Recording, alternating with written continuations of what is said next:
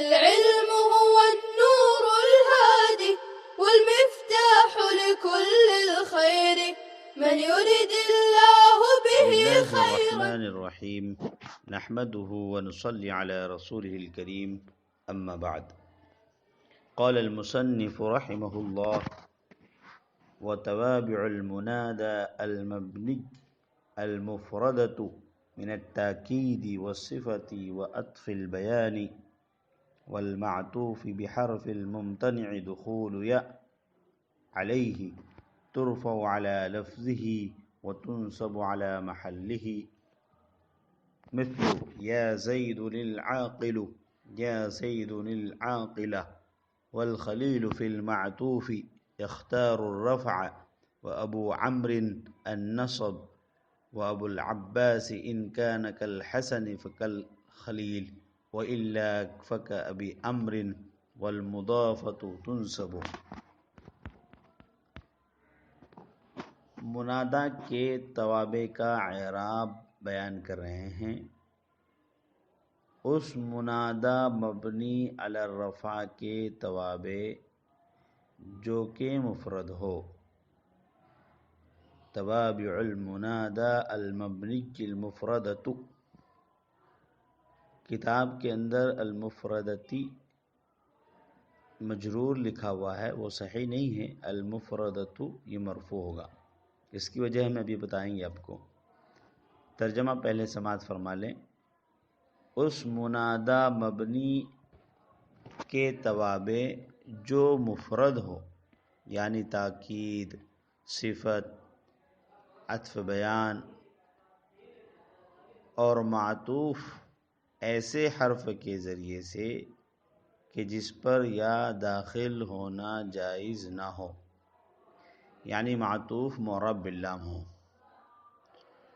تو اس توابع منادا کو رفع دیا جائے گا منادا کے لفظ پر حمل کرتے ہوئے. ترفع علی لفظہ، اس منادا کے توابع کو رفع دیا جائے گا منادا کے لفظ پر محمول کرتے ہوئے. وتنصب علی محلہ، اور اس کے محل پر حمل کرتے ہوئے نصب دیا جائے گا. جیسے یا زید العاقل اور یا زید العاقل.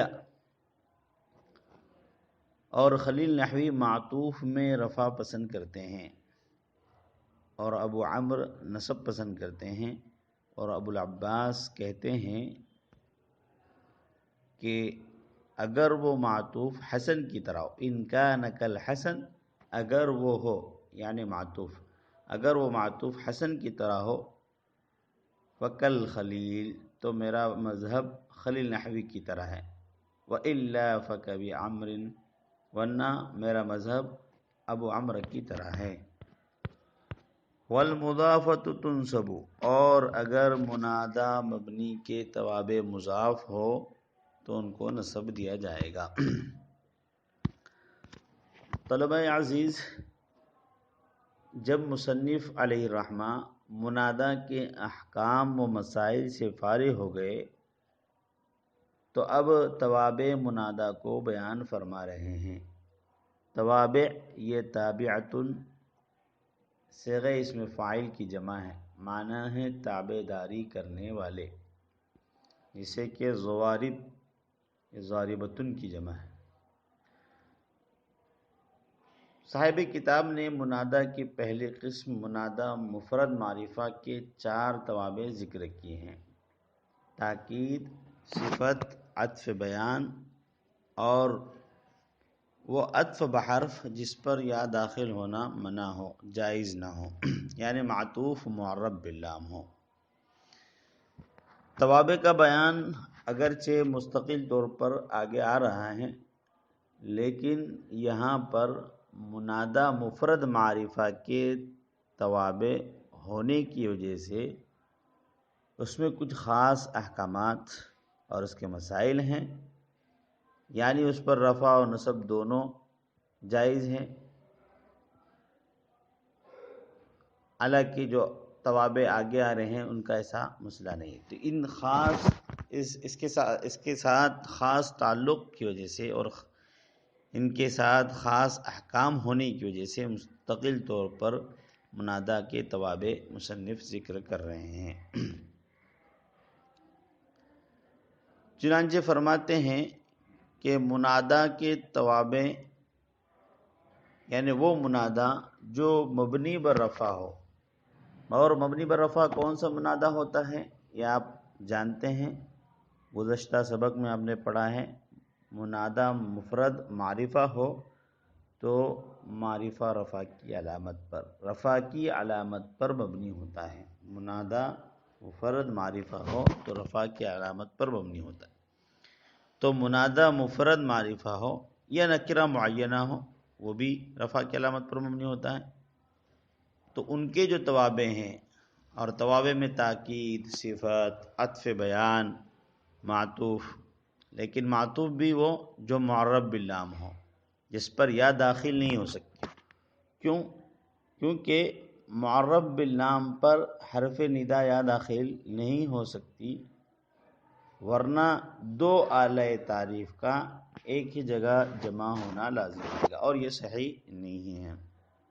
تو معرب باللام ہے ہی الرجل، اب یا اس پر داخل نہیں ہو سکتی، اس کے دخول کے لیے پھر ایہا وغیرہ بڑھاتے ہیں جیسے کہ آگے آ رہا ہے۔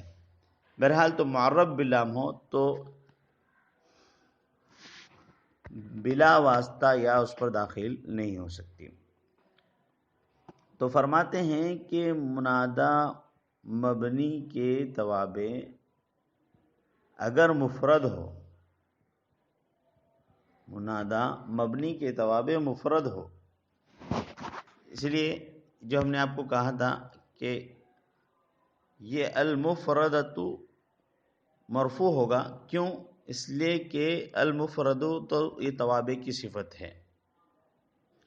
توابع المنادا المبنی یہ پورا مرکب اضافی ہو کر یہ موصوف ہے اور المفردۃ صفت ہے۔ تو منادا مبنی کے توابع جو مفرد ہو، مضاف اور مشابہ مضاف نہ ہو، تو مصنف اس کا اعراب بیان کر رہے ہیں۔ چنانچہ فرماتے ہیں کہ منادا کے لفظ پر محمول کرتے ہوئے ان کو مرفوع پڑھنا بھی جائز ہے، کیونکہ منادا لفظاً مرفوع ہے، جیسے یا زیدو مرفوع ہے، تو اس کا جو تابع ہے، اس کی جو صفت آگے آ رہی ہے یا تاکید آ رہی ہے، تو اس کو بھی مرفوع پڑھنا لفظ پر محمول کرتے ہوئے کہ منادا مبنی رفع کی علامت پر مبنی ہے، تو لفظاً مرفوع ہے، لہذا اس کے تابع کو بھی مرفوع پڑھنا بھی جائز ہے۔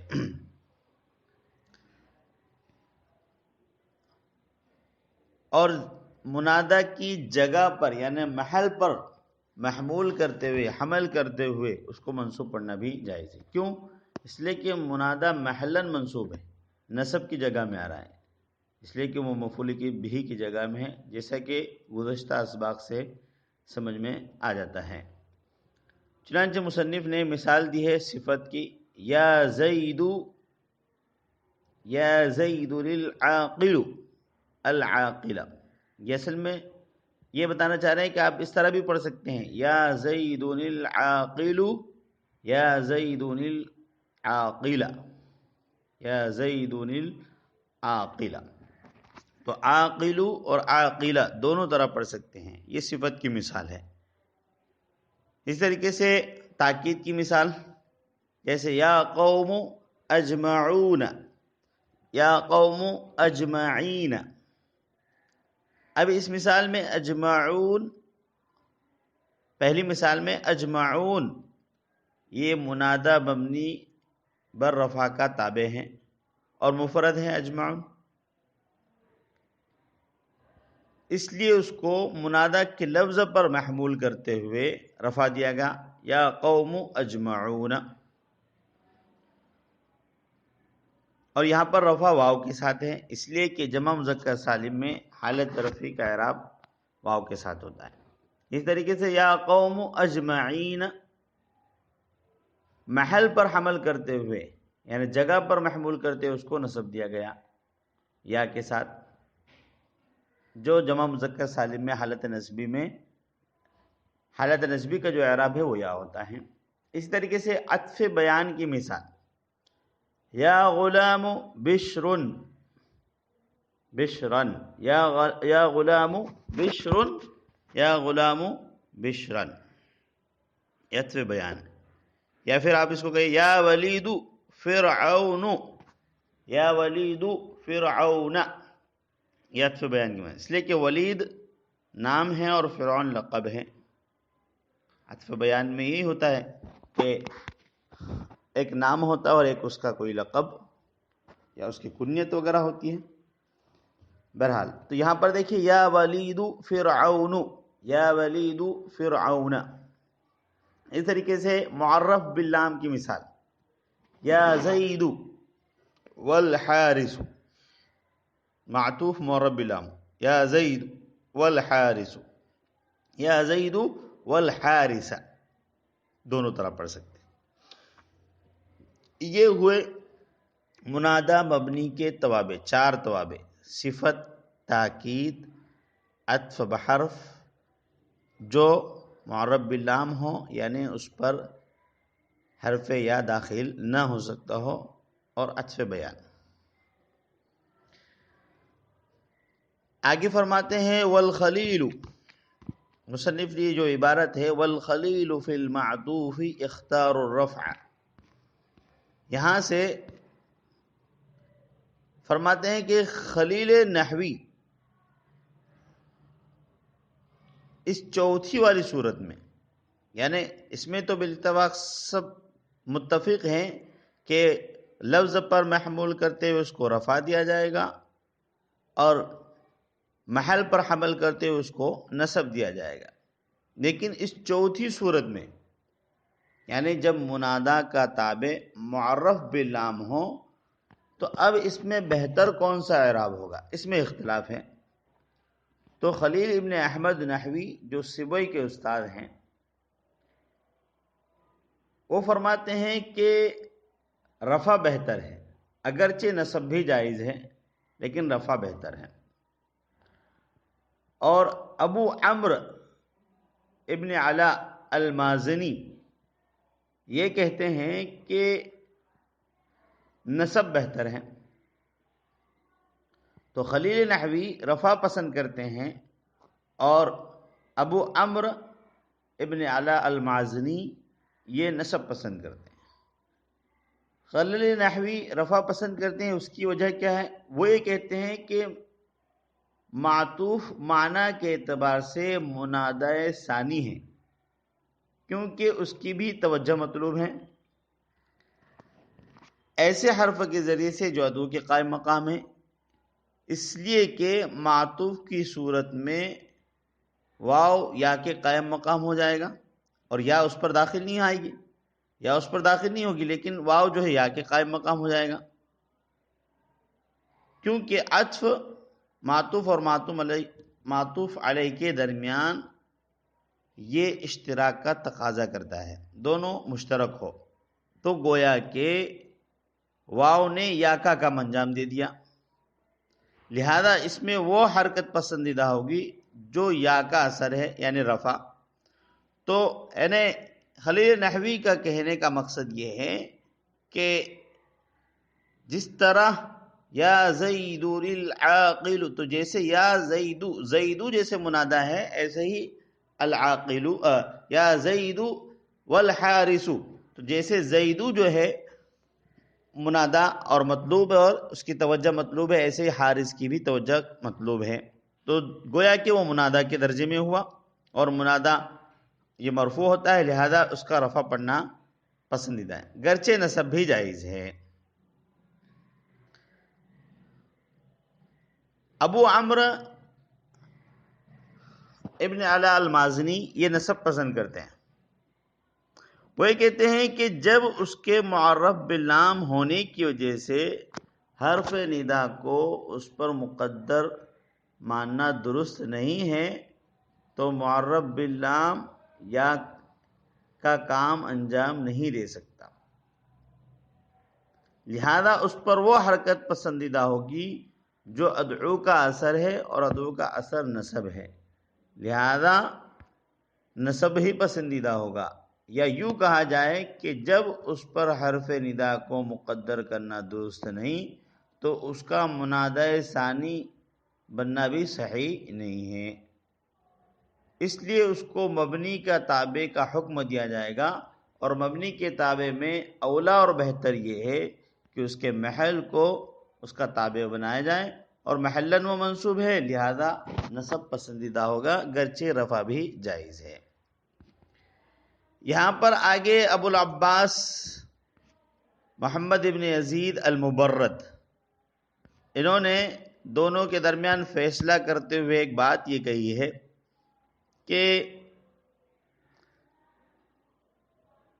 اگر معطوف یعنی جس پر یا کا دخول منع ہے الحسن کی طرح ہے، اور الحسن کی طرح ہونے کا مطلب یہ ہے کہ ان اسماء اعلام میں سے ہے، یعنی علم بن رہا ہے ان علم میں سے ہے جو معرف باللام ہو، یعنی تعریف کے ذریعے سے جس سے الف لام کو الگ کرنا بھی جائز ہو۔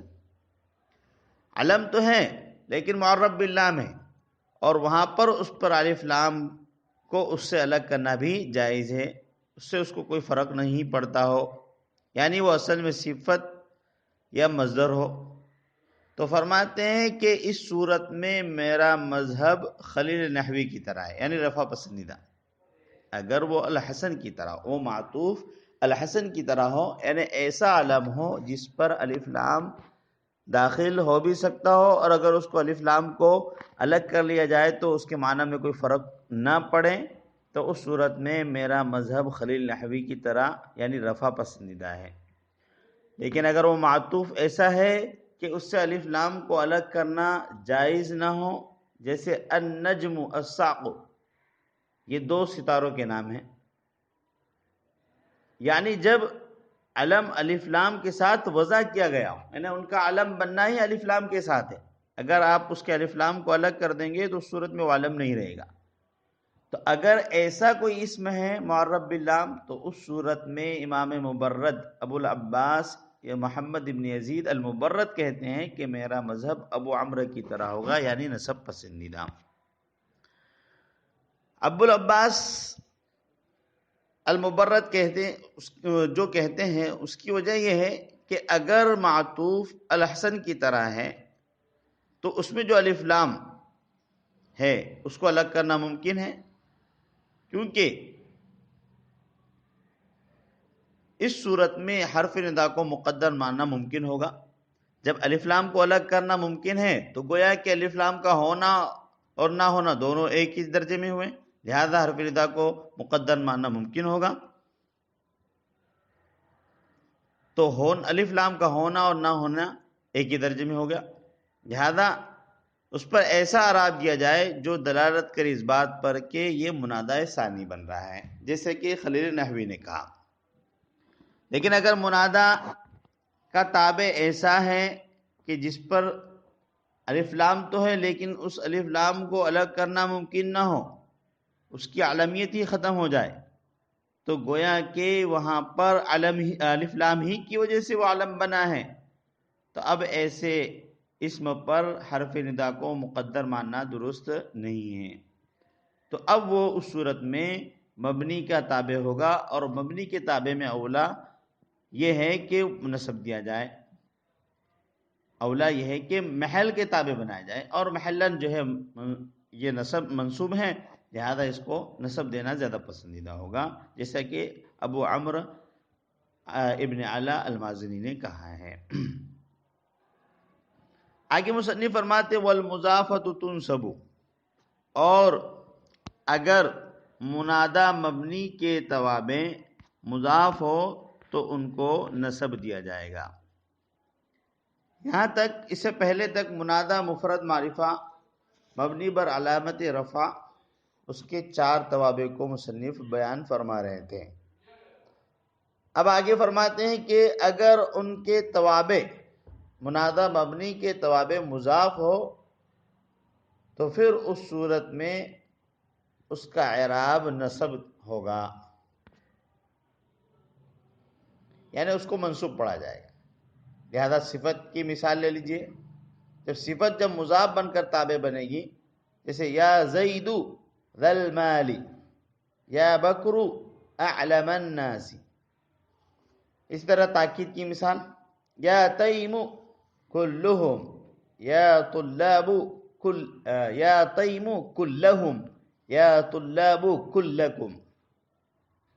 اس طریقے سے عطف بیان کی مثال، یعنی عطف بیان کسی اسم کی طرف مضاف ہو اور پھر وہ منادا کا تابع ہو کر آ جائیں تو اس کی مثال ہوگی یا رجل ابا عبد اللہ، ابا عبد اللہ، یا رجل ابا عبد اللہ۔ یہ تین مثالیں ہو گئی، صفت، تاکید اور عطف بیان۔ تو اگر منادہ مبنی کے توابع مضاف ہو تو اس صورت میں اس کو نصب دیا جائے گا۔ کیوں؟ اس لیے کہ جب منادہ اگر مضاف ہوتا ہے تو نصب دیا جاتا ہے، جب توابع بن کر آ رہا ہے تب بھی اس کو نصب دیا جائے گا۔ یہاں پر آپ دیکھیں کہ چوتھی قسم معطوف معرب باللام کو ذکر نہیں کیا۔ کیوں؟ اس لیے کہ معرب باللام ہونے کی وجہ سے اس کی اضافت ہو ہی نہیں سکتی، اس لیے وہ اس میں شامل نہیں ہے۔ امید ہے کہ آج کا یہ سبق آپ اچھی طرح سمجھ چکے ہوں گے۔ اللہ تعالی ہم سب کو علم نافع عطا فرمائے اور ہمارے اس پڑھنے پڑھانے کو قبول فرمائے۔ صلی اللہ تعالی علی خیر خلق محمد وعلی آلہ وصحبہ اجمعین۔ السلام عليكم. لا تنسوا الاعجاب بالفيديو والاشتراك في القناة تشجيعا لنا لنستمر بنشر المزيد إن شاء الله.